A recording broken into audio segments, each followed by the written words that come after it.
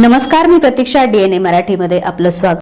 सिद्धार्थ नगर येथील माजी नगरसेवक दीप चव्हाण यांच्या राहत्या घरावरील अतिक्रमणाची पाहणी करून तत्काळ कायदेशीर कारवाई करावी अशी मागणी सम्राट ब्रिगेडच्या वतीने अहिल्यानगर महानगरपालिकेचे आयुक्त यशवंत डांगे यांच्याकडे निवेदनाद्वारे करण्यात आली। यावेळी सम्राट ब्रिगेडचे महाराष्ट्र प्रदेशाध्यक्ष पवन भिंगारदिवे यांच्यासह पदाधिकारी उपस्थित होते। निवेदनात म्हटले आहे की सिद्धार्थ नगर येथील शीला दीप चव्हाण यांच्या नावे असलेली चाळ क्रमांक 2 ही सुमारे 49.42 चौरस मीटर क्षेत्रफळाची असून या जागेवर वाढीव बांधकाम करून अतिक्रमण करण्यात आल्याचा आरोप करण्यात आला आहे।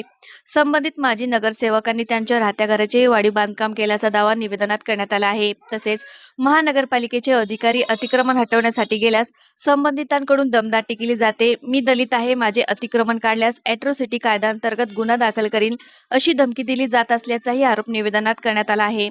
दीप चव्हाण हे अनुसूचित जातीसाठी राखीव प्रभागातून अनेक वेळा नगरसेवक म्हणून निवडून आल्यामुळे प्रशासनावर राजकीय दबाव येत असल्याचा आरोपही सम्राट ब्रिगेडने केला आहे। त्यामुळे कोणत्याही राजकीय दबावाला बळी न पडता संबंधित जागेची प्रत्यक्ष पाहणी करून नियमानुसार तातडीने कारवाई करावी अशी मागणी करण्यात आली आहे। दरम्यान या प्रकरणात लवकरात लवकर योग्य ती कारवाई न झाल्यास अहिल्यानगर महानगरपालिकेसमोर तीव्र स्वरूपाचे आंदोलन छेडण्यात येईल असा इशाराही सम्राट ब्रिगेडने आपल्या निवेदनातून दिला आहे।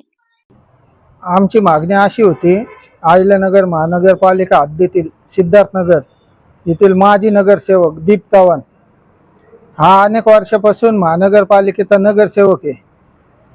त्याचं जे घराचं अतिक्रमण आहे, त्या अतिक्रमण असं आहे, त्याचं जे वॉल कंपाऊंड आहे ते महानगरपालिकेच्या जागेत आहे। त्याच्या बाजूची बोळी जी येते ती पण महानगरपालिकेच्या जागेत येते। त्यामुळे आज आम्ही आयुक्त साहेबांना भेटून निवेदन दिलं आहे आणि त्याच्यावर उचित कारवाई तात्काळ करण्यात यावी अशी मागणी केली आहे। पुढील येत्या काळात महानगरपालिकेसमोर मोठ्या प्रमाणात आंदोलन छेडले जाईल।